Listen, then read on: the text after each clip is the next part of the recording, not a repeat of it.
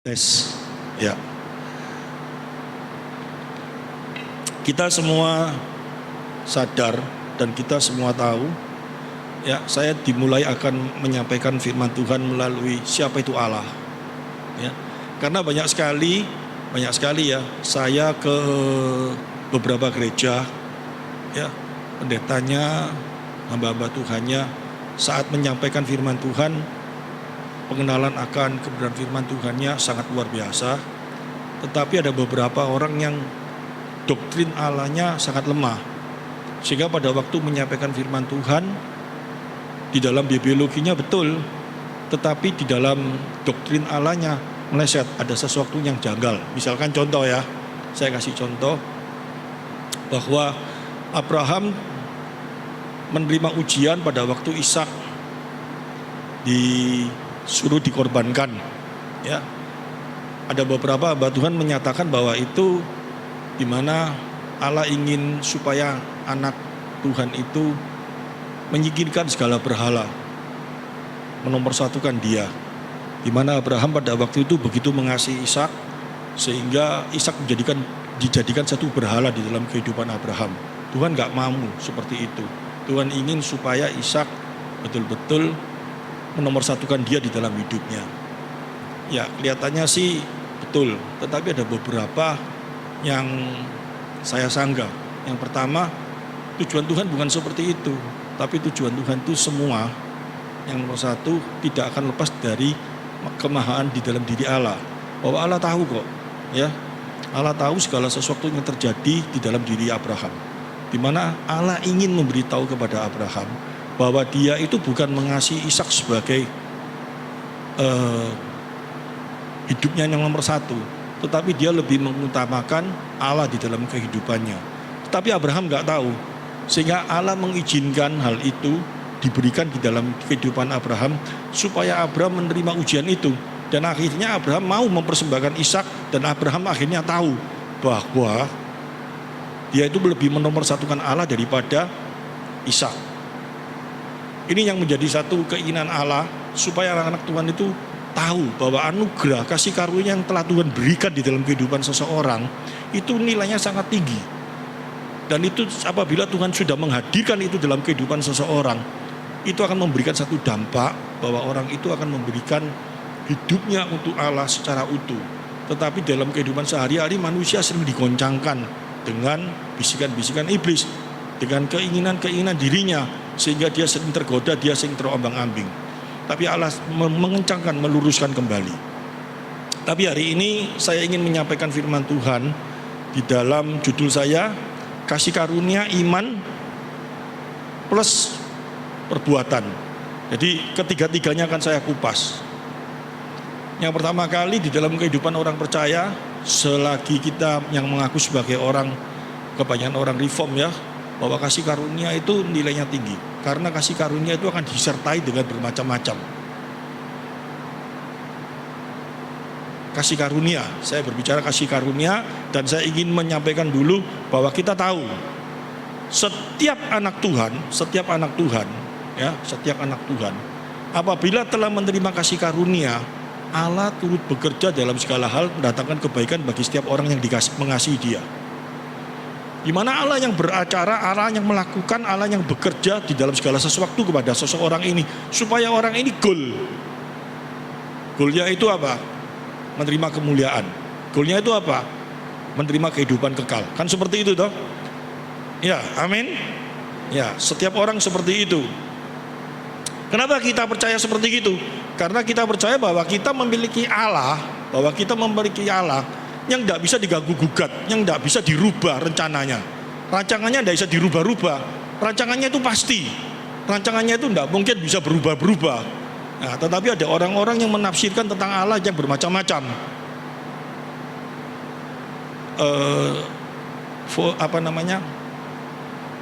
Treble-nya yang paling atas, yang nomor 2 kecilkan. Yang nomor 2 kecilkan, tes. Ya. Terus atasnya low, yang paling bawah atasnya kecilkan, tes ya, supaya gak gema. Low-nya kecilkan dikit. Suaranya sampai hilang bassnya. Ya. Jadi kita tahu bahwa Allah itu gak mungkin bisa berubah. Tapi ada beberapa orang yang memiliki satu pemikiran bahwa Allah itu bisa berubah-ubah. Dalam arti berubah-ubah itu Allah bukan berubah, Allahnya tetap, tapi Allah memberikan kebebasan kepada seseorang. Memberikan kebebasan kepada seseorang untuk menjadi tanggung jawab orang itu sendiri. Contohnya ada beberapa penafsir berbicara bahwa kalau ada seseorang yang mabuk, terus habis gitu naik sepeda motor ngebut dengan kecepatan yang tidak karu-karuan, akhirnya nabrak, mati. Itu sudah ditakdirkan Allah, ditentukan Allah, atau karena orang itu sendiri naik sepeda motor ngawur sehingga tabrak, jatuh dan mati. Ada beberapa orang ngomong Allah tidak pernah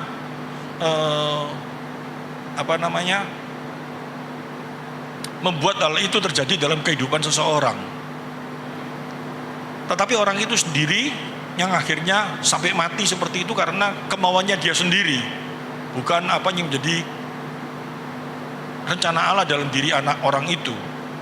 Allah tidak pernah merancangkan satu hal yang tidak baik. Allah tidak pernah merancangkan hal-hal yang tidak benar pada seseorang. Tetapi jika seseorang itu sampai mati, apapun yang terjadi dalam diri orang itu tidak akan lepas dari apa yang sudah Allah tentukan. Saya bisa bayangkan kalau itu bukan Allah yang menentukan, ya, bahkan seseorang sampai dengan membunuh dirinya sudah ditentukan oleh Allah. Kalau saya ngomong seperti itu, jadi kalau orang itu sampai membunuh dirinya, ya, bagian dari kehidupannya sendiri, ada beberapa hal yang harus dia hadapi di dalam kehidupan seseorang. Kalau seseorang itu matinya itu tidak ditentukan oleh Allah, saya berpikir pada waktu nanti orang itu mati sampai di surga, Allah akan terkejut. Loh, kenapa kamu kok ada di sini? Dan waktunya. Nah, kalau kita punya Allah yang seperti gitu kan bahaya.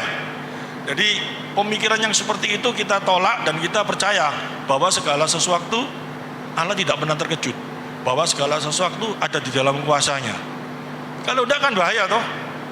Allah di surga santai, tiba-tiba, loh kamu kok datang dan waktunya, loh kamu, kan nggak mungkin. Allah mengetahui, sampai di neraka, sampai di mana Allah tahu. Semua Allah tahu dan Allah menentukan hal itu. Tidak bisa lepas dari kuasanya, tidak bisa lepas dari apa yang menjadi rancangannya. Ini kita harus pahami dan kita harus sadar. Dan ini ada di dalam apa? Allah mengetahui segala sesuatu. Tidak mungkin Allah tidak mengetahui segala sesuatu. Kita lihat di dalam perjanjian lama. Kita baca cepat aja ya, nanti karena sampai turun banyak ini. Mazmur 139 pas ayat 13 sampai 16. Allah mengetahui sejak lahir. Allah sudah menentukan segala sesuatu setiap manusia. Jadi kita tidak usah kaget, ya. Kita nggak usah kaget. Gunanya apa sih ayat firman Tuhan ini? Sebab engkaulah yang membentuk buah pinggangku, menuntun aku dalam kandungan ibuku. Jadi bukan tidak ada orang itu lahir Allah tidak tahu, ya. Tidak ada ceritanya ada seorang yang ada dalam kandungan itu. Ini sebetulnya Allah tidak mau. Kan sering ya kita dengar ya. Waduh, papa mamanya itu katanya kecelakaan ngerti maksudnya ya. Itu sebetulnya bukan kehendak Allah, tapi anak itu bisa lahir. Tidak mungkin. Di dalam setiap kandungan seseorang itu tidak akan lepas dari apa yang sudah Allah tentukan. Itu pasti. Ayatnya mana? Ini. Sebab engkaulah yang membentuk buah pinggangku, menuntun aku dalam kandungan ibuku. Kalau bukan Allah berarti siapa? Yang memberi pribadi. Masa setan bisa memberi pribadi kepada seseorang? Itulah Hellboy ya. Yang cerita itu omong kosong semuanya ya. Pasti Allah yang pertama. Yang kedua, ayat kita lihat terus ayatnya sampai 16. Aku bersyukur kepadamu oleh karena kejadianku dahsyat dan ajaib. Ajaib apa yang kau buat dan jiwaku benar-benar menyadarinya. Terus, tulang-tulangku tidak terlindungi bagimu ketika aku dijadikan di tempat yang tersembunyi dan aku direkam di bagian bumi yang paling bawah. 16. Matamu melihat selagi aku bakal anak, dan dalam kitabmu semuanya tertulis hari-hari yang akan dibentuk sebelum ada satu pun daripadanya. Jadi tidak ada lepas dari rencana Allah. Semua orang tidak ada, ya. Semua ada di dalam rancangannya. Seseorang sampai masuk surga, masuk neraka, mau apa, nggak ada lepas dari kuasa Allah. Ya, kita setuju hal ini ya, karena kita pegang hal ini. Lain dengan beberapa orang, kalau kita nggak setuju dengan hal ini, berarti yang menjadi Allah itu dalam pikiran kita sendiri. Seolah-olah bahwa Allah itu bisa diatur oleh pikiran kita. Oh enggak, Allah itu mau seperti ini, mau seperti enggak. Ini sudah ada firman-Nya seperti itu. Itu yang pertama. Yang kedua, rencananya pasti tidak bisa berubah, ya. Tidak bisa diubah, termasuk diri kita. Kita tidak bisa mengubah rencana Tuhan. Kalau kamu sudah dipilih, terus kita mau, enggak, aku enggak mau, enggak jadi, enggak bisa. Allah yang sudah memilih, Allah akan menyertai segala sesuatu dalam kehidupan kita supaya kita tetap menjadi pilihannya. Allah turut bekerja dalam segala hal mendatangkan kebaikan bagi setiap orang yang dikasihnya. Ayatnya mana? Coba kita lihat di dalam Yesaya 46 ayat 9 dan 10. Tidak bisa dirubah oleh siapapun, tidak bisa. Jadi tidak ada kata-kata konsep pilihan itu diberikan kepada manusia dan tergantung manusia itu mau menyambut apa enggak. Kalau yang mau menyambut masuk, kalau nggak nyambut nggak masuk. Berarti Allah, rencana Allah bergantung kepada pilihan kita, benar toh? Kalau memang seperti itu, Allah sudah memilih, Allah memberikan satu konsep. Kalau ada orang berpikir seperti itu, ini loh, tak kasih keselamatan, tergantung kamu mau milih apa enggak. Yang enggak mau milih, ya udah. Yang mau milih, ya udah. Berarti rencana Allah itu bisa digagalkan oleh manusia enggak kalau kayak gitu? Bisa. Seumpama saya memberikan, saya ini Allah, seumpama saya ingin orang ini diselamatkan, saya pilih, tapi orang itu ngomong sama saya, enggak, aku enggak mau. Ya wes, gagal, ganti. Masa Allah seperti gitu? Kan enggak mungkin toh. Kalau Allah sudah memilih, Allah sudah menentukan, pasti siapapun enggak bisa menolak. Amin ya. Ayatnya mana? Coba kita lihat. Ingatlah hal yang sejak dahulu dari sejak perbakala, bahwasanya akulah Allah dan tidak ada yang lain. Akulah Allah yang tidak ada yang seperti aku. 10. Yang memberitahukan dari mulanya hal yang kemudian dari zaman purbakala apa yang belum terlaksana, yang berkata keputusanku akan sampai dan segala kehendakku akan kulaksanakan. Tidak mungkin. Kalau Allah sudah memutuskan, Allah sudah memilih, tidak ada satu orang pun yang bisa sanggup menolaknya. Amin. Nggak bisa. Mau kita pakai cara kayak apa, kalau kita mau menolak apa yang menjadi kehendak Allah, apa yang sudah Allah tentukan, berarti kita yang di Allah dong. Benar ya? Berarti kita percuma kita nyembah Allah kepada Allah yang seperti itu, karena segala sesuatu yang menentukan kan berarti diri kita sendiri. Ya nyembah aja diri kita. Ya kita yang berusaha berbuat baik, kita berusaha seperti ini, dan kita memiliki satu konsep dalam pikiran kita. Kalau aku seperti gini baru diterima, kalau aku seperti gini barusan dia mau, kalau aku seperti gini baru bisa berjalan, kalau aku tidak seperti gini dia tidak mau. Itu bukan Allah, tetapi Allah menurut pikiran kita. Tapi kalau kita percaya kepada Allah yang benar, Allah yang memiliki pribadi, dia sudah menentukan segala sesuatu tertulis di dalam firman-Nya. Kita harus tunduk kepada firman-Nya, bukan tunduk kepada pikiran kita.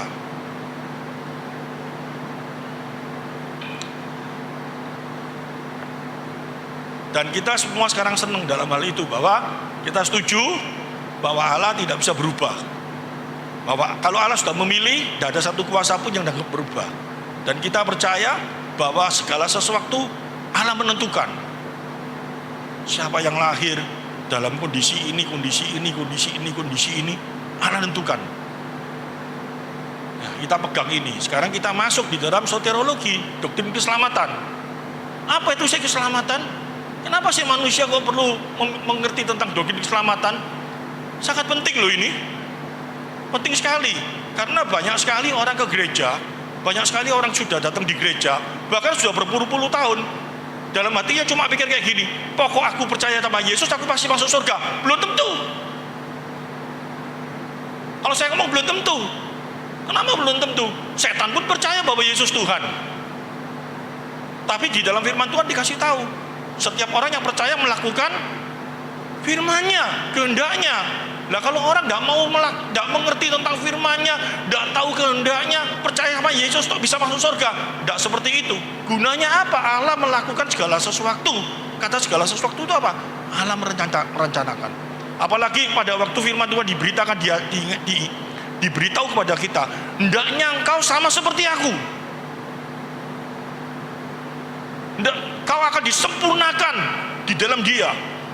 Kau akan dirubah serupa dengan Kristus. Apa itu serupa dengan Kristus? Aku model kayak gini kok bisa dirubah jadi Kristus? Apa itu? Kalau kita tidak ada kerinduan itu, kita datang ke gereja cuma santai, duduk, manis, memberi persembahan, memberi perpuluhan, tanpa mau mengerti siapa itu Tuhan dalam hidup kita. Kenapa seperti ini, kenapa seperti ini? Bukan Kristen itu. Itu Kristen keserten. Itu Kristen-Kristenan. Seorang hamba Tuhan kalau tidak mengajarkan hal itu dengan benar, hamba Tuhan yang salah. Saya ini karena dimasukkan nanti didengar oleh beberapa rekan saya di YouTube. Saya sebetulnya sedih sekali ya. Saya berapa waktu ini saya sudah dikasih kesehatan sama Tuhan. Sekarang saya sehat dan sangat sehat. Ya, badan saya dulu waktu sakit, sebelum sakit 84 kilo. Hari ini tadi saya timbang sudah 84,6. Lebih daripada yang dulu. Tambah lemu gitu loh. Pada waktu sakit saya 76.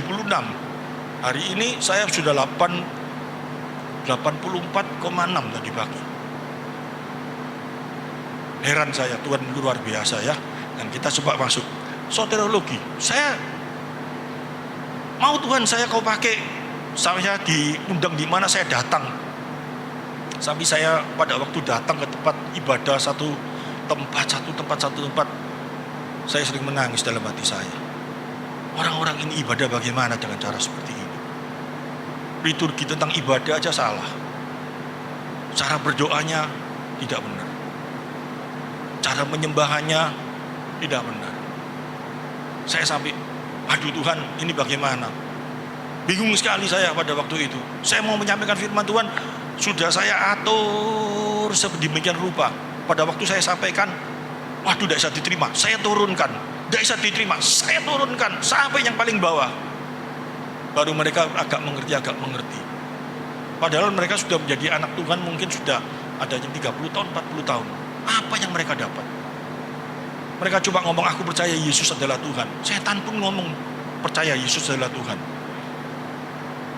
Tapi setan mau mengerti enggak bahwa Tuhan memberikan perintah. Jika kau mengasihi aku, jika kau percaya bahwa aku adalah Tuhanmu, lakukan perintahku. Perintahnya apa? Enggak mau dipelajari. Karena ada beberapa pengkhotbah yang saya dengar dan saya lihat sangat baik sekali. Dia ngomong, ada beberapa orang Kristen yang datang di gereja dengan satu tujuan. Pokok dia duduk di gereja, ikut pujian dan penyembahan, dia merasa itu sudah cukup. Setelah duduk, dia tidak mau mendengarkan firman. Ibadah dimulai, dia lagi santai. Pikirannya kemana-mana, lihat HP atau apa, macam-macam. Dia pikir daripada di rumah, di gereja dingin, santai, dia lebih senang di sana. Ada lagi yang beralasan, bermacam-macam orang datang di gereja, katanya pengkhotbah itu dengan satu tujuan, pulang dari gereja nanti bisa apa? Bersekutu, dalam arti apa? Seneng-seneng apa? Makan bareng-bareng. Sama siapa? Sama keluarganya, ya toh? Pulang gereja bisa makan bareng-bareng, sama lagi sekarang ada di mall. Jadi tujuannya di gereja itu cuma sebagai apa? Tempat singgah sebentar, nanti setelah itu ada acara. Nah, di gereja itu banyak acara-acara yang dibuat. Jadi tujuannya bukan mencari kebenaran firman Tuhan, bukan mau mengerti firman Tuhan, tapi tujuannya cuma satu. Ya seperti itu. Yang lebih bagus lagi bagaimana? Ya kalau aku datang di gereja, kalau aku tidak ibadah, kalau aku lagi susah, kalau aku lagi sedih, aku mau berdoa sama siapa? Ya sama Tuhan Yesus toh. Sehingga dia tidak berani kalau nggak datang di gereja. Kalau cuma seperti itu tujuannya, lebih bagus lagi. Nanti sampai yang paling nomor satu apa? Yang ingin menyelidiki firman Tuhan, yang ingin tahu firman Tuhan, dan bagaimana cara melakukan, dan bagaimana dalam posisinya yang tidak kuat ini, yang tidak bisa ini, dia harus cari jalan bagaimana supaya Tuhan memberikan kekuatan dalam hidupnya. Amin. Apakah kita sampai di situ?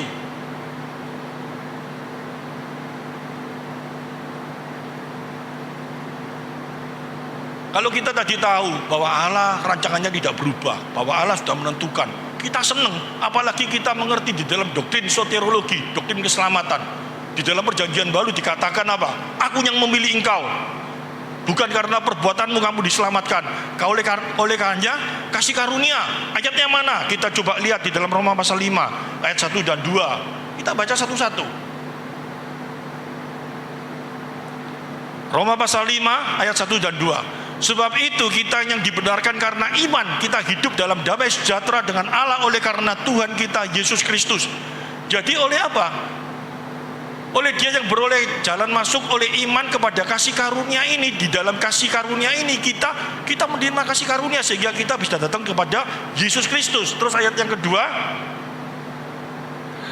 oleh Dia kita juga beroleh jalan masuk oleh iman kepada kasih karunia ini. Di dalam kasih karunia ini kita berdiri dan bermegah dalam pengharapan akan menerima kemuliaan Allah. Pasti karena telah menerima kasih karunia.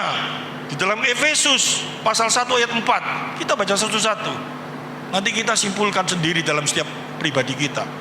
Efesus pasal 1 ayat 4. Sebab di dalam Dia Allah telah memilih kita sebelum dunia dijadikan, supaya kita kudus dan tidak bercacat di hadapannya. Amin. Amin. Semua orang yang percaya soteriologi bahwa bukan karena perbuatan Allah memilih kita, tapi Allah memilih kita karena kasih karunia. Bahwa ayat ini senang semua enggak? Senang loh, Tuhan memilih aku sebelum aku ada di dalam dunia. Belum dikandung pun Tuhan sudah memilih kita. Dan rancangannya tidak pernah gagal. Yes, yes. Semua senang seperti itu. Semuanya senang. Apalagi kita baca coba di dalam Galatia pasal 2 ayat 16. Galatia pasal 2 ayat 16. Kamu tahu bahwa tidak seorang pun yang dibenarkan oleh karena melakukan hukum Taurat. Hukum Taurat itu perbuatan. Ya toh? Tidak seorang pun yang dibenarkan itu memperoleh kebenaran di dalam Allah karena melakukan hukum Taurat, karena melakukan perbuatan baik. Tidak bisa. Tetapi hanya oleh karena iman dalam Kristus Yesus. Sebab itu kami pun telah percaya kepada Yesus Kristus supaya kami dibenarkan oleh karena iman dalam Kristus Yesus dan bukan oleh karena melakukan hukum Taurat. Sebab tidak ada seorang pun yang dibenarkan oleh karena melakukan hukum Taurat. Kita percaya kok. Aku dibenarkan bukan karena perbuatan baik, tapi aku percaya kepada Yesus. Yesus sudah memberikan hidup bagiku. Oleh kematiannya aku menerima apa? Menerima apa? Pembenaran di dalam Dia. Oleh kematiannya aku dibenarkan. Oleh kematiannya aku menerima satu kemenangan di dalam Dia. Amin. Saya ngomong amin. Itu luar biasa sekali. Tapi kita harus introspeksi diri. Karena apa? Di dalam kehidupan kita sebagai manusia, kita ini sering merasa bahwa apa? Aku sudah dapat. Tapi pada waktu diajar, kalau kamu dapat, kamu harus bisa seperti ini. Kalau kamu dapat, kamu harus bisa seperti ini. Tidak mau belajar. Tidak mau berubah. Kata-kata hendaknya kau harus sama seperti aku. Terus kita ngomong apa? Nggak bisa, wong kamu Tuhan, aku Titi kok. Iya toh? Kamu Tuhan, aku siapa? Ratna kok. Ya tidak mungkin bisa, kan kayak gitu. Itu cuma angan-angan. Nanti aja kalau aku sudah bebas dari perkara dunia, aku baru bisa seperti engkau. Gak takut. Waktunya sudah ada, gitu loh. Padahal kalau firman Tuhan mengajarkan, kalau firman Tuhan memberikan satu penekanan, Dia memberikan jalan enggak? Memberikan jalan. Kita sendiri yang enggak mau tahu jalannya, enggak mau belajar, enggak mau mengerti. Itu bahayanya.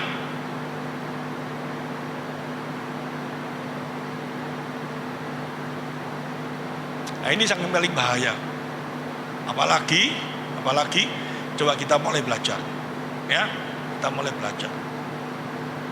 Di dalam kehidupan kita sering ngomong toh tadi, aku sudah menerima Kristus. Aku dipilih dulu ya, aku dipilih oleh Allah sebelum aku datang di dunia. Buktinya apa? kalau aku dipilih, bahwa kalau aku memang dipilih, aku bisa percaya kepada Yesus, benar ya? Kalau aku orang pilihan, aku gak percaya sama Yesus, gak mungkin loh. Buktinya apa aku dipilih? Aku percaya Yesus. Kita semua percaya Yesus, benar ya? Benar ya? Percaya Yesus. Dan kita merasa bahwa aku kalau sudah percaya Yesus, pasti aku masuk surga. Oke, pasti masuk surga. Tapi di dalam kehidupan kita sehari-hari, apakah yang menjadi perintahnya, apakah yang menjadi satu hal tanda bahwa kita sebagai orang percaya, jangan diambil satu ayat toh, bahwa setiap mulut yang mampu mengaku Yesus adalah Tuhan, itu adalah tandanya orang percaya. Kita harus lihat ayat-ayat yang lain, karena di dalam ayat yang lain ada beberapa ayat yang ngomong kayak apa? Aku bernubuat atas namamu loh, aku melakukan mujizat atas namamu loh. Orang yang seperti itu bukan ngaku bahwa Yesus adalah Tuhan saja, tapi orang yang seperti itu sudah melakukan mujizat mengatasnamakan Tuhan. Bernubuat itu apa? Memberitakan Injil mengatasnamakan Tuhan. Tapi Tuhan ngomong apa? Aku tidak kenal engkau membuat kejahatan. Kayak apa ini? Apa? Kalau hal yang seperti ini kita tidak mau mikir, terus kita cuma mikir, ya itulah orang itu, tapi aku kan tidak berbuat kejahatan. Kejahatannya itu kayak apa sih sebetulnya? Masalahnya itu apa sih cumaan? Terus kita nggak mau mikir itu, aku ngeri. Orang yang seperti itu naif kali yang ngomong. Karena suatu saat kita pada waktu dipanggil Tuhan, Tuhan ngomong apa? Aku tidak kenal engkau. Terus kita ngomong, loh aku jemaatnya Titi kok. Ya, kalau saya tidak betul sekali nanti dia ngomong apa, itu Titi sama kamu di sana. Apa? Apa kalau kayak gitu? Bukan jemaatnya Titi pasti masuk surga, bukan. Tapi orang yang percaya kepada Yesus dan melakukannya, amin. Jemaatnya Efrata bukan penentu. Jemaatnya Gereja Betani, jemaatnya GPPS, jemaatnya apa? Tidak menentu. Tapi yang pasti orang yang percaya Tuhan dan melakukan kehendaknya. Apa itu kehendaknya? Apa yang diperintahnya? Ini yang harus jadi satu bahan dalam kehidupan kita. Sekarang kita pelajari. Ada beberapa orang, bahkan dikatakan sama Yesus, orang ini luar biasa loh. Tidak ada orang yang lebih besar daripada orang ini. Siapa itu? Siapa itu? Yohanes Pembaptis. Benar ya? Ada lagi siapa? Muridnya Yesus yang paling luar biasa. Wah, rasanya mau bela Yesus. Siapa? Petrus. Petrus kayak apa? Coba kita lihat. Kita belajar dari Petrus dulu. Hari ini ayatnya banyak ya. Tadi saya janji sama Vida, ojo lama-lama pujian nih. Nanti selesai ini saya jam 1 dulu, gitu. Kita lihat coba di dalam, karena saya sudah berapa kali gak khotbah di sini toh. Dan saya rindu sama jemaat sini. Ya, banyak ayat yang masuk di dalam kepala saya. Hari ini tak tumplek-blek no semua. Ya.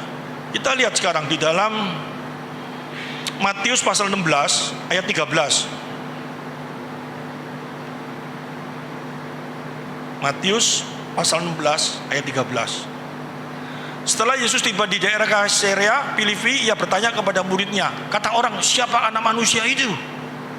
Terus jawab mereka, ada yang mengatakan Yohanes Pembaptis, ada juga yang Yohanes Pembaptis ini berarti sudah meninggal ya pada waktu peristiwa ini. Ada juga yang mengatakan Elia, ada juga yang pula yang mengatakan Yeremia, ada salah seorang dari para nabi. Tapi puncaknya nanti siapa yang ngomong?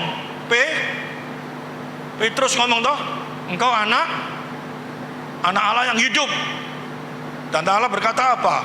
Bukan kau yang berbicara, tapi Allah yang memberikan satu kekuatan kepada engkau untuk berbicara seperti itu. Luar biasa dia ngomong. Dari iman yang seperti ini akan didirikan gereja nanti. Luar biasa ya. Tapi kalau kita lihat di dalam ayat selanjutnya apa? Kita baca di dalam ayat yang ke-20.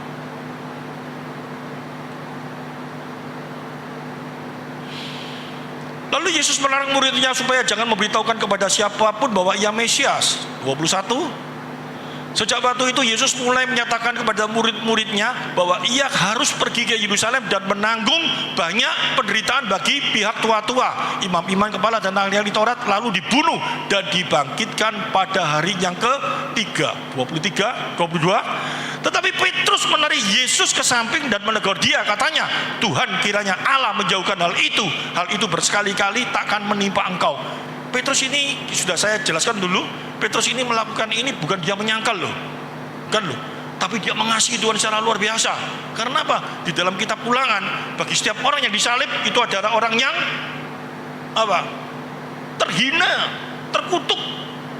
Maksud siapa mau gurunya dijadikan seperti itu? Tidak mau toh. Dia mengasihi toh. Bener gak? Secara manusia dia baik gak?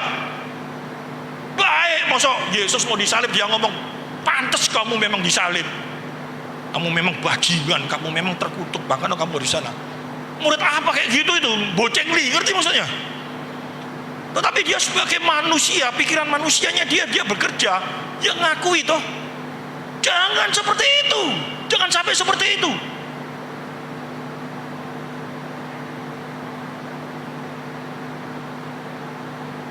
Apa 23-nya? Maka Yesus berpaling berkata kepada Petrus, "Nyanglah iblis, engkau sewaktu batu sandungan bagiku, sebab engkau bukan memikirkan apa yang dipikirkan Allah, melainkan apa yang dipikirkan manusia." Kita sering kayak gitu dalam kehidupan ini. Kita tidak berpikir seperti yang Yesus pikirkan. Kita tidak pernah berpikir apa yang firman Tuhan ajarkan. Tapi yang menjadi pemikiran kita adalah pikiran secara manusia, logika manusia. Ibu Yesus ya kayak gitu kok. Pada waktu Yesus memberitakan firman Tuhan dan menentang hal yang di Taurat yang tidak benar semua itu, dia dikatakan seperti orang gila. Satu keluarga datang, takut bahwa Yesus itu pikirannya sudah lain semua. Sehingga Yesus ngomong apa? Siapakah ibu? Ibuku adalah orang yang melakukan firman. Siapakah saudaraku? Karena mereka berpakai pikiran manusia. Nah, ini kan bingung lagi toh kita. Mau belajar enggak? Kalau kita datang di gereja cuma tujuannya dingin, santai, enggak mau belajar, ya kapan kita bisa sampai kepada sorga? Kita coba lihat lebih serem lagi di mana? Matius pasal yang ke-11 ayat 2 sampai 11.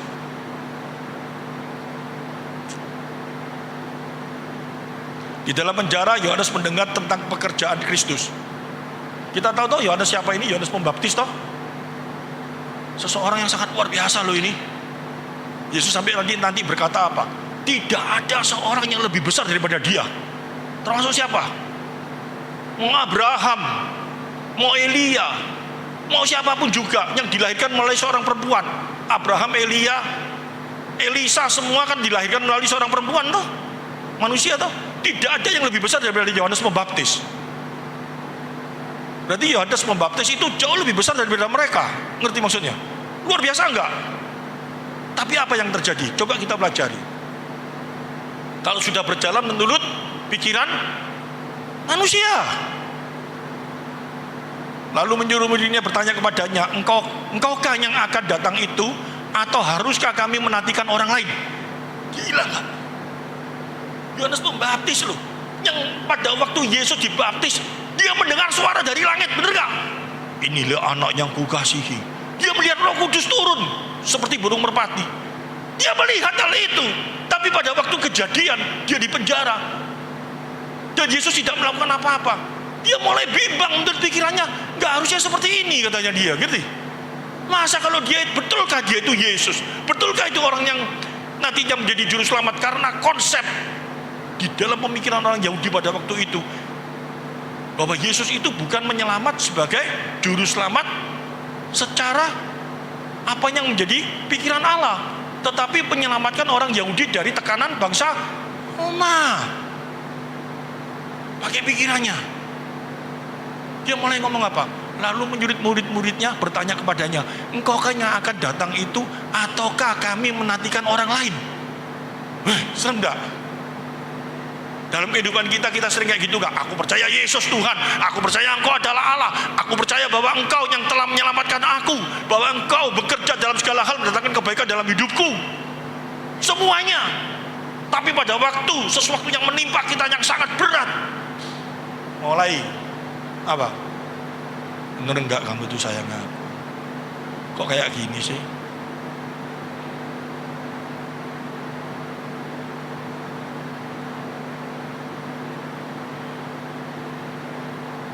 mulai timbul keraguan-raguan. Betul nggak? Ngaku aja, saya punya kayak gitu kok. Terus kita lihat ayat yang keempat. Yesus menjawab mereka, pergi dan katakanlah kepada Yohanes apa yang kamu dengar dan kamu lihat. Orang buta melihat, orang lumpuh berjalan, orang kusta menjadi tahir, orang tuli mendengar, orang mati dibangkitkan, kepada orang miskin diberitakan kabar baik. Orang miskin kita ngerti ya, bukan orang yang seolah-olah gak punya duit, cepatnya kayak gitu. Tapi miskin ini orang-orang yang haus dan lapar akan firman Tuhan, diberitakan kebenaran. Ya, kita lihat ayat selanjutnya. Dan berbagai orang yang tidak menjadi kecewa dan menolak aku. Ditegaskan ini ya, ayat yang ke-7. Setelah murid-murid Yohanes pergi, mulailah Yesus berbicara kepada banyak itu tentang Yohanes. Untuk apakah kamu pergi ke padang gurun, melihat bulu yang digoyangkan angin kian kemari? Terus, atau untuk apakah kamu pergi melihat orang yang berpakaian halus? Orang yang berpakaian halus itu tepatnya di istana raja. 9. Jadi untuk apakah kamu pergi melihat nabi benar, dan aku berkata kepadamu bahkan lebih daripada nabi. Karena tentang dia ada tertulis, lihatlah aku menyuruh utusanku mendahului engkau, ia akan mempersiapkan jalanmu di hadapanmu.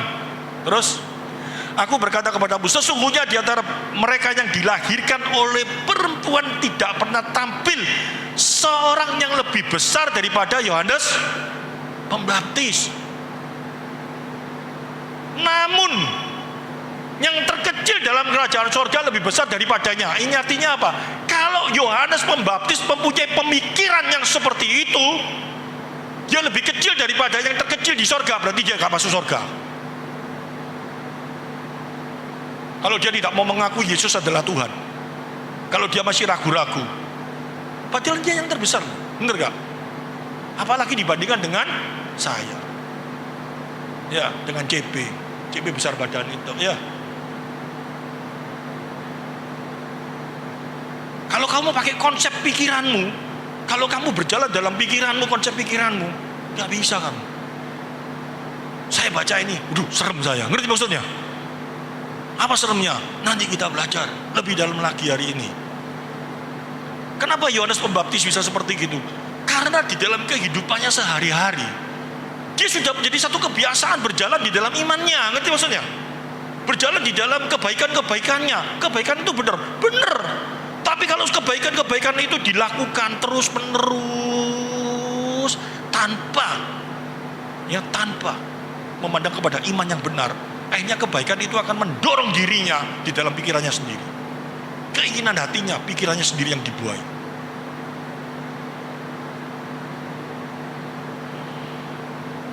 Setiap perbuatan baik kalau tidak disertai dengan iman yang benar, membawa satu dampak dalam kehidupan kita. Seolah-olah segala perbuatan baik itu mampu dilakukan dalam kehidupan kita sendiri tanpa kepada dia, tanpa melalui dia. Menjadi satu kebiasaan. Jadi akhirnya kita tidak butuh Kristus. Kita berjalan di dalam iman kita sendiri. Kita berjalan kepada apa?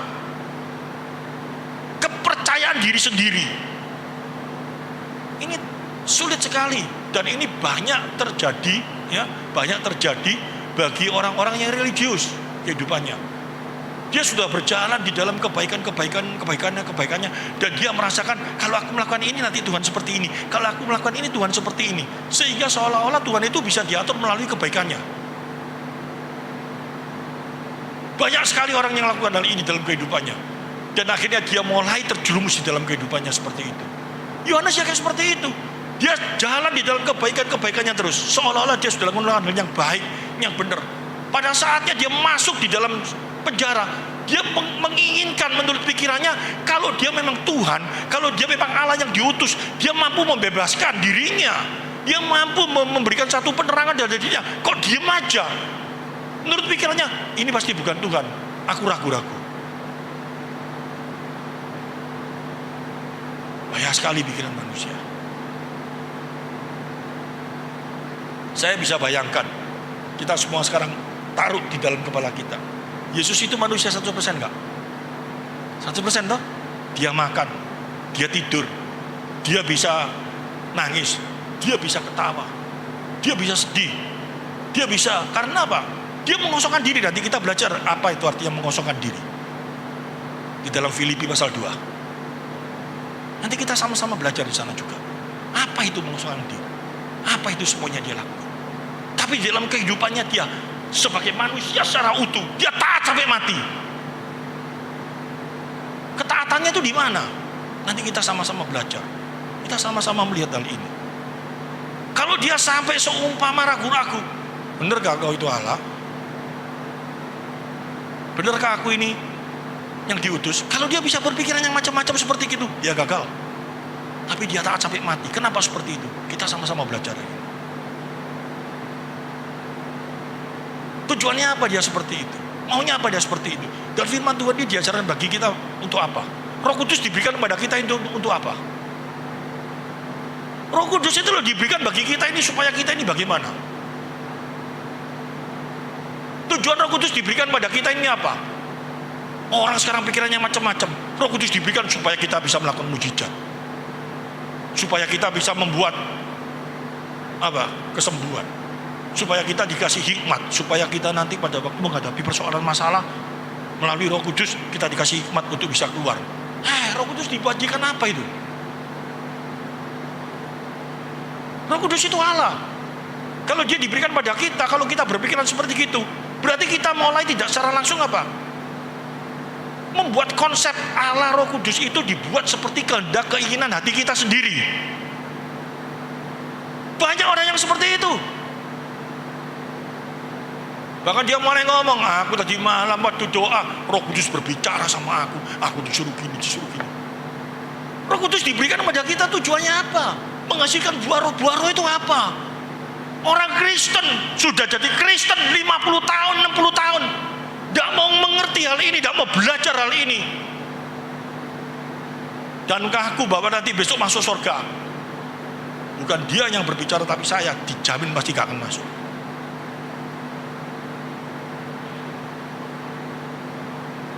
Saya baca ini saya sampai nangis. Saya baca ini di malam saya sedih. Karena apa? Saya ketakutan. Tuhan, tolong saya. Ternyata Tuhan, banyak hal yang tidak mampu saya lakukan.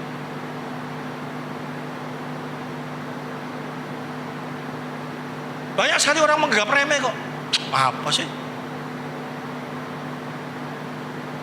Mati masuk neraka apa surga gak ngerti. Gak tahu. Nah, apa sih gunanya Yesus? Percaya Yesus itu apa sih? Coba kita lihat hari ini.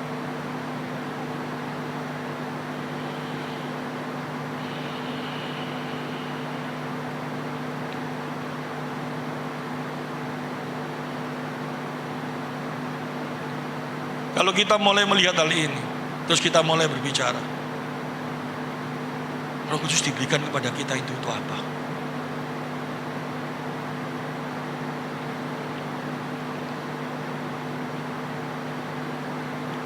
Kita lihat mulai di dalam Filipi pasal yang kedua ayat 1 sampai dengan 11.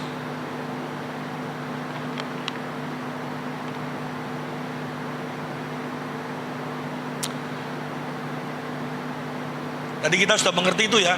Jadi yang pertama saya ulangi lagi ya, konsep bahwa Allah memilih kita sebelum kita ada di dunia ini. Dia sudah milih-milih dan menentukan kita sebagai orang yang diselamatkan atau tidak. Dan Allah yang kita sembah, Allah yang mengetahui segala sesuatu. Mengetahui tujuannya apa? Bukan berarti kalau dia sudah memilih, terus dia tidak mengetahui apa perkembangan yang terjadi dalam kehidupan kita. Di tengah-tengah jalan dia lihat, ternyata orang ini benceng, gagal, wes tak coret. Enggak. Benar ya?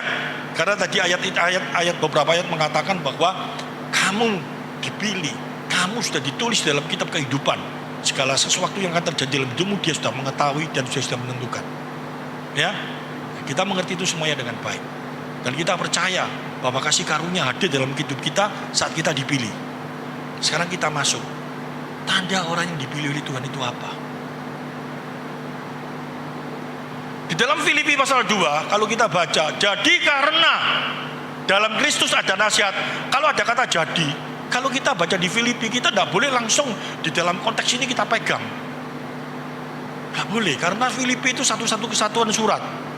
Ada satu tujuan. Ya. Apa? Kalau kita mau melihat di dalam Filipi pasal 2, kita harus mundur dulu. Di dalam Filipi pasal 1 ayat 27. Ada masalah apa ini?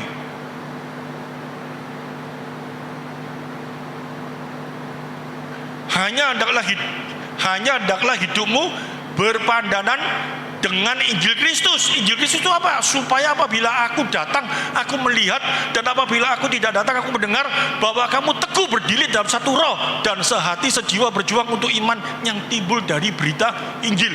Injil Kristus itu apa?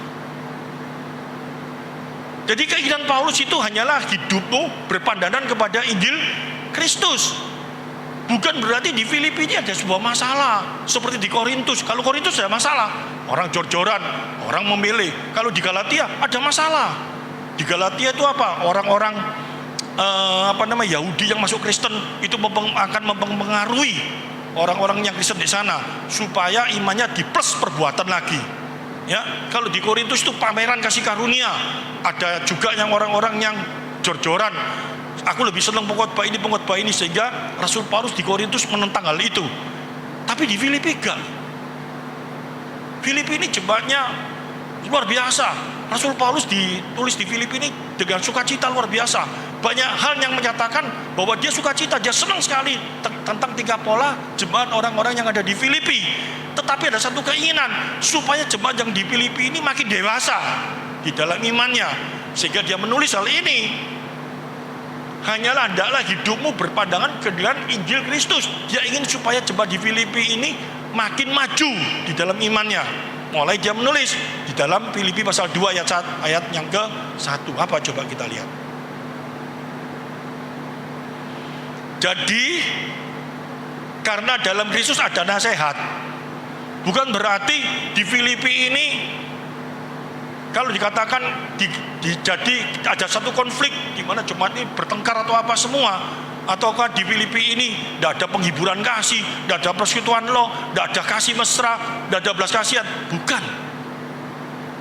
Tapi dia ingin menyatakan bahwa kalau engkau di dalam imanmu sudah percaya Yesus Kristus adalah Tuhan, ya, adalah Tuhan, bukan cuma percaya di dalam Injil.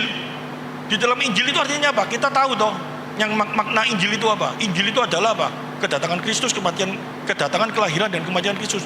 Bukan cuma percaya di sana, tapi lebih daripada itu. Yaitu apa? Di dalam Kristus. Pada waktu dia datang di dunia, kalau daftarnya cuma segini, ini sebagian, sebetulnya sangat banyak. Di dalam Kristus itu ada apa? Nasihat, penghiburan, kasih, persekutuan roh, ada kasih mesra, ada belas kasihan, bermacam-macam.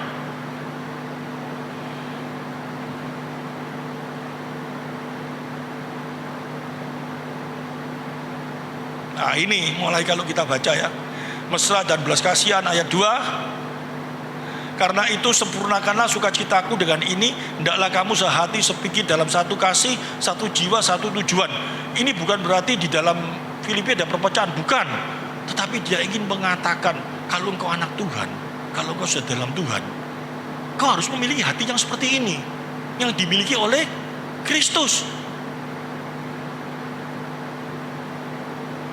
Terus kita mulai bantah, enggak, Yesus kan Tuhan, aku kan bukan. Selalu kayak gitu manusia itu, bener gak? Pada waktu kita tahu, ini dosa, ini tidak sesuai sama firman Tuhan, tapi dosanya gak nemen-nemen, kan sih kayak gitu toh. Aku gak bisa, kan dia Tuhan, kalau aku kan bukan Tuhan. Ya, kita sering kayak gitu gak? Waktunya ke gereja, aduh males aku hari ini ada hal-hal sing gak dosa kok ini, badanku terlalu capek, aku harus istirahat tidur. Ini kan juga memuliakan Tuhan dengan aku tidur supaya tubuhku jadi sehat. Alasan-alasan yang seperti itu, macam-macam alasannya. Mau berbuat dosa ini, ya aduh aku gak bisa, aku bukan Yesus lah. Kalau kamu ngomong ke aku seperti itu, saya mau tanya sekarang kepada kita, hati kita. Tanya sama hati kita semuanya. Arti Roh Kudus disertakan sama kamu itu tujuannya untuk apa? arti Roh Kudus diberikan kepada kamu itu tujuannya untuk apa?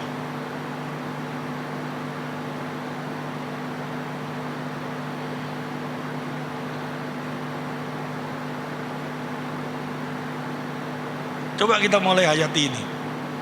1 Korintus pasal 2 ayat 5.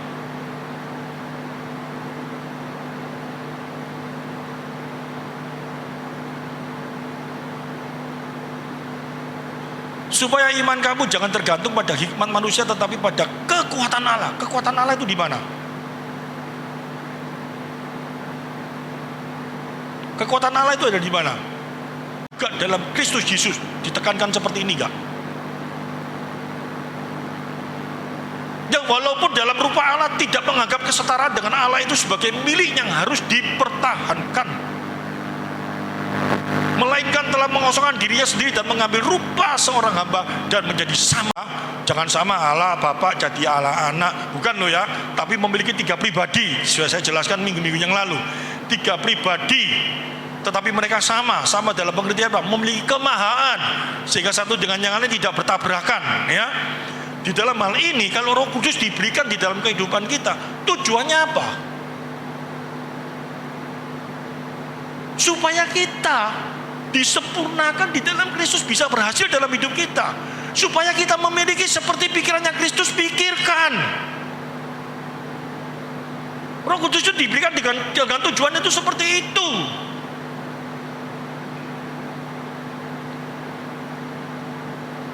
Di dalam Efesus pasal 2 ayat 8. Coba ini yang saya tulis ini pasti ada maksudnya ini. Efesus 2 pasal 2 ayat 8. Sebab karena kasih karunia kamu diselamatkan oleh iman. Itu bukan hasil usahamu tetapi pemberian Allah. Diselamatkan oleh iman. Dan iman ini apa sih? Sekarang kita kembalikan. Sebab karena kasih karunia kamu diselamatkan oleh iman. Iman ini siapa? Iman ini berbicara kepada siapa? Kepada Allah yang kita percayai. Dan kalau dia sudah berkata bahwa Roh Kudus diberikan kepada kamu, supaya kamu diberi satu kemampuan untuk melakukan. Dan hasilnya apa? Buah-buah roh dalam hidupmu.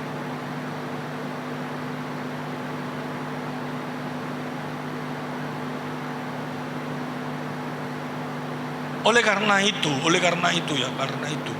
yang nulis ini Rasul Petrus, dia percaya dengan iman bahwa Yesus Tuhan.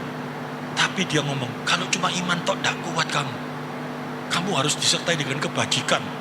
Di dalam 2 Petrus pasal 1 ayat yang ketiga,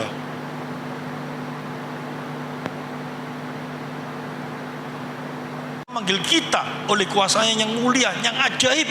Sekarang kita baca ini jadi enak atau jadi ngerti toh? Saya ulangi ya. Karena kuasa ilahinya telah menganugerahkan kepada kita, berusaha untuk mendapatkan kepada imanmu apa? Kebajikan. Dan kepada kebajikan pengetahuan. Apakah kita menjadi orang Kristen itu seperti itu? Kita punya iman. Apakah dengan iman kita ini kita sudah bijaksana? Menghidupi iman itu dengan bijaksana, dengan cara mencari pengetahuan tentang siapa, tentang apa itu Injil, tentang apa itu semuanya. Terus, dan kepada pengetahuan penguasaan diri, ketekunan, dan kepada ketekunan kesalehan.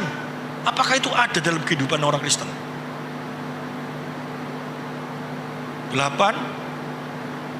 Sebab apabila semuanya itu ada padamu dengan berlimpah-limpah, kamu akan dibuatnya menjadi giat berhasil dalam pengenalanmu akan Yesus Kristus Tuhan kita. Mau giat kayak apa? Mau berhasil kayak apa? Mau serupa dengan gambar anaknya bagaimana? Kalau ini tidak pernah hadir dalam kehidupan kita. Terus, tetapi barang siapa tidak memiliki semuanya itu, ia menjadi buta, picik, karena ia lupa bahwa dosa-dosanya yang dahulu telah dihapuskan. Orang percaya Yesus Tuhan, aduh Tuhan, aku percaya Kau telah memberikan hidup bagiku, aku telah harusnya mati karena Kau telah menebus hidupku. Tapi tidak pernah sedikit pun dalam hatinya ada satu kerinduan yang seperti digambarkan di ayat sebelumnya. Mengaku Roh Kudus ada dalam dirinya. Apakah roh itu bekerja dalam hidupnya betul-betul apa enggak? Apakah yang dipikirkan dalam kehidupan kita sehari-hari? Kasihilah Tuhan Allahmu dengan segenap hatimu, kasihilah sesamamu seperti dirimu sendiri. Apakah itu hadir dalam kehidupan kita? Nggak bisa, itu kan Allah, aku kan manusia. Yesus sudah jadi manusia dan menunjukkan bahwa dia mampu. Dan kalau kita mengaku bahwa Roh Kudus dia hadir dalam kehidupan kita, Yesus dihadirkan dalam kehidupan kita, kita harus yang mampu.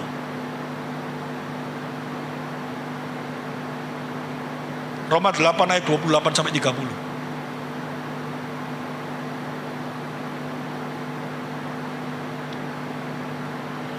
Kita tahu sekarang bahwa Allah turut bekerja dalam segala sesuatu untuk mendatangkan kebaikan bagi mereka yang mengasihi Dia, yaitu bagi mereka yang terpanggil sesuai dengan rencana Allah. Allah bekerja itu melalui apa? Roh Kudus itu loh yang sekarang ada dalam kehidupan kita. Kalau Roh Kudus itu memang ada dalam kehidupan kita, pasti kita sanggup. Pasti kita mampu memiliki pikirannya Kristus pikirkan. Buktinya apa? Coba kita lihat ayat 29. Sebab semua orang yang dipilihnya dari semula, mereka juga ditentukannya. Kita kembali lagi ke doktrin tadi ya. Semula untuk menjadi, jangan dikesusu. 29. Sebab semua orang yang dipilih dari semula, mereka juga ditentukannya dari semula untuk menjadi serupa dengan gambar anaknya, supaya anaknya itu menjadi yang sulung di antara banyak saudara. 30. Dan mereka yang ditentukannya dari semula, mereka juga dipanggilnya. Dan mereka yang dipanggilnya, mereka juga dibenarkannya. Dan mereka yang dibenarkannya, mereka itu juga dimuliakannya. Caranya kayak apa? Dimuliakannya kayak apa? Melalui Roh Allah itu loh, yang dihadirkan dalam kehidupan kita. Itu kita dimuliakan loh. Ngerti maksudnya? Roh Allah diberikan pada kita. Kalau Roh Allah hadir dalam kehidupan kita, kita mulai introspeksi diri di dalam kehidupan kita. Apakah Roh Allah ini benar-benar ada dalam hidupku? Kok pikiranku benarnya cuma sambal goreng, kue tiaw, cakjai? Gak pernah sekalipun memikirkan siapa itu Yesus. Gak pernah memikirkan pekerjaan Tuhan. Gak pernah memikirkan apa yang ada dalam hidupku. Aku hidup ini bagaimana dalam kehidupanku saat ini. Aku sudah usia seperti ini, aku sudah seperti ini. Apa yang aku lakukan yang persis seperti Yesus lakukan?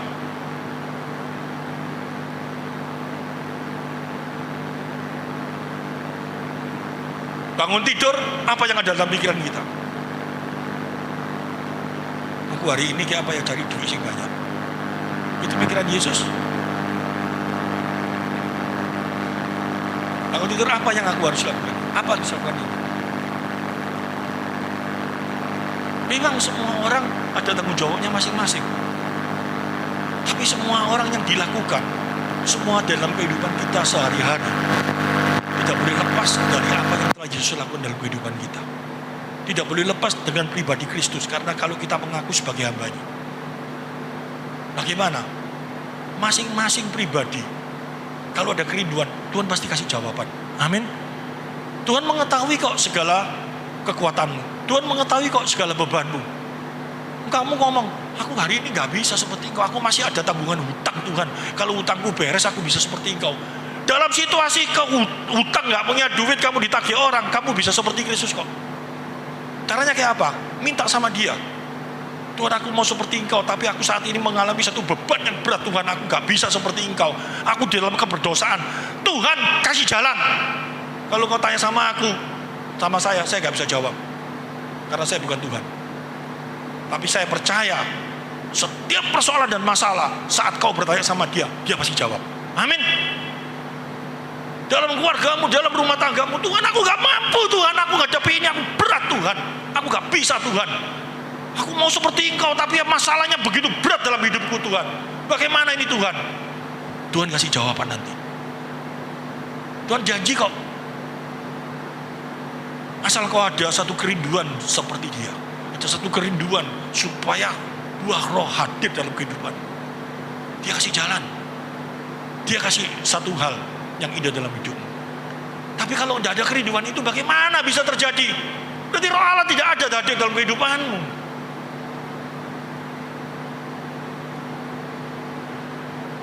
Oleh karena itu, tadi di Filipi pasal 2 itu ayat 1 sampai 11.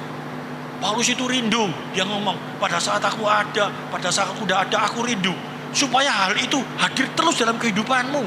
Sebagai anak-anak Allah. Ada belas kasihan, ada kasih mesra. Itu yang hadir dalam kehidupan kita. Kalau itu hadir dalam kehidupan kita, betapa luar biasanya. Amin. Betapa damai sejahteranya kehidupan kita. Tapi sekarang dunia makin hari makin macam-macam, bener gak? Hari ini yang dibicarakan apa? BBM naik.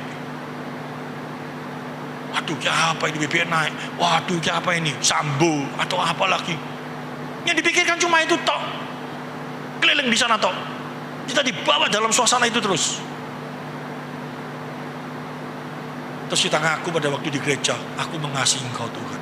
Tuhan ngomong, apa yang kau lakukan? Aku sudah ibadah. Apakah itu syaratnya? Apakah aku berkata seperti itu saja? Aku sudah melayani. Apakah itu? Adakah kau serupaan dengan aku? Supaya dunia bisa tahu. Wih. Pada saat saya merenungkan firman Tuhan ini, menjadi satu beban yang sangat berat di dalam kehidupan saya. Dan saya ngomong sama Tuhan, Tuhan, saya gak mampu Tuhan. Saya gak bisa loh Tuhan, seperti ini.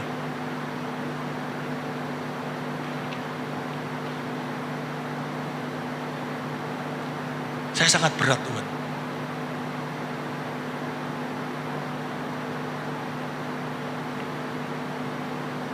Dan yang luar biasa apa?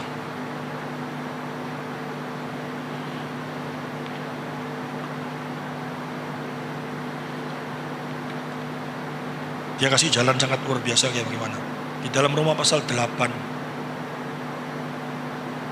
ayat yang ketiga.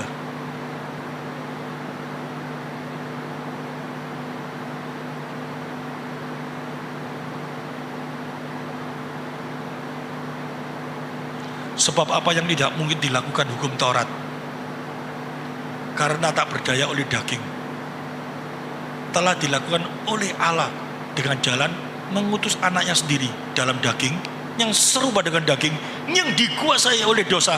Karena dosa, ia telah menjatuhkan hukuman atas dosa itu di dalam daging. Ngerti ini maksudnya? Saya eksposisi sebentar ya. Sebab apa yang tidak mungkin dilakukan hukum Taurat karena tak berdaya oleh daging. Artinya apa? Segala hal yang ditentukan oleh hukum Taurat itu tidak ada satu hal yang daging ini mampu lakukan. Daging ini tidak kuat, tidak mungkin bisa melakukan segala perbuatan baik. Karena daging ini terbatas. Telah dilakukan ya, telah dilakukan oleh Allah dengan jalan mengutus anaknya Yesus sendiri dalam daging. Itu artinya apa? Menjadi manusia dalam dagingnya, yang serupa dengan daging, dia manusia, yang dikuasai oleh dosa itu manusia. Ya toh? Tapi Yesus tidak berdosa. Amin. Ya. Saya ulangi ya. Yang telah mengutus anaknya sendiri dalam daging dia jadi manusia.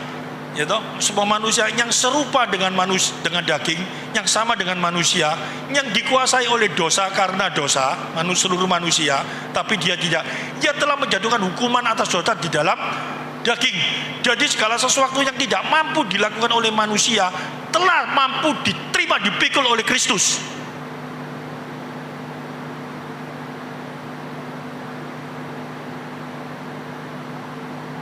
Sehingga kalau ini hadir dalam kehidupan kita, arti kata serupa menjadi anaknya, itu kita sekarang sadar. Kita gak mampu memang, tapi diberi satu kemampuan melalui diri Kristus. Artinya apa? Segala beban, segala persoalan, kita taruh di hadapannya. Tuhan, aku gak mampu. Aku gak bisa. Gak mungkin aku bisa. Nanti dia pasti memberikan kekuatan, memberikan jalan bagi kita. Caranya kayak apa? Saya gak tahu. Saya bukan dia. Kalau saya bisa memberikan jalan seperti itu, saya sudah menyalahi satu aturan. Tapi percayalah, minta sama dia. Caranya bagaimana? Jalanlah dalam firman-Nya. Kerinduan untuk melakukan kebenaran firman-Nya, pasti dia kasih jalan. Banyak hal itu yang terjadi dalam kehidupan kita kok. Kalau kita ngomong, bagaimana caranya? Semuanya itu berjalan di dalam religius. Di luar kemampuan saya, Tapi saya percaya kuasanya tetap hadir sekarang sampai selama-lamanya. Iya. Kalau enggak, seumpama kita memiliki keadaan tubuh yang cacat, aku enggak bisa menghadapi ini hidup Tuhan. Hidupku ini cacat, aku seperti ini, seperti ini, seperti ini, seperti ini. Tapi kalau kita minta kekuatan sama Tuhan, Tuhan nggak sanggup kasih jalan kok. Yang masih bisa tetap hidup. Saya sebagai manusia, saya nggak bisa ngasih aktivis apapun juga. Tapi Tuhan mampu memberikan satu pengertian. Percayalah, dalam keluarga, dalam rumah tangga, dalam finansial, dalam apa. Berjalannya sama dia, itu artinya seperti itu. Jangan menaruh kekuatannya sendiri dan kita ngomong, gak mungkin, gak bisa. Masakah kamu bisa? Dia bisa. Sampai hari ini. Dan selamanya dia bisa lakukan itu dalam kehidupan kita. Iman kita jangan mandek cuma percaya Yesus adalah Tuhan. Iman kita harus berjalan jalan kebajikan. Dalam pengetahuan akan kebenarannya. Asal gak keluar dari pengetahuannya. Aku percaya bahwa dia sanggup lakukan ini. Asal aku memutari itu 7 kali yang dimiliku. Itu di luar kuasanya. Di luar kuasanya itu apa? Dia tidak pernah berkata seperti itu. Itu pikiranmu sendiri. Tapi kalau kamu berjalan dalam firman-Nya, dia sanggup melakukannya. Amin. Belajarlah firman-Nya. Carilah pengetahuan firman-Nya. Kalau kamu mau tanya sama saya, bagaimana caranya? Saya nggak bisa jelaskan ini dalam satu ketika. Selesai. Segini banyaknya. Kalau kamu tahu, kepingin tahu, selidiki, pelajari terus menerus. Dia akan memberikan jalan dalam kehidupan kita. Amin firman Tuhan.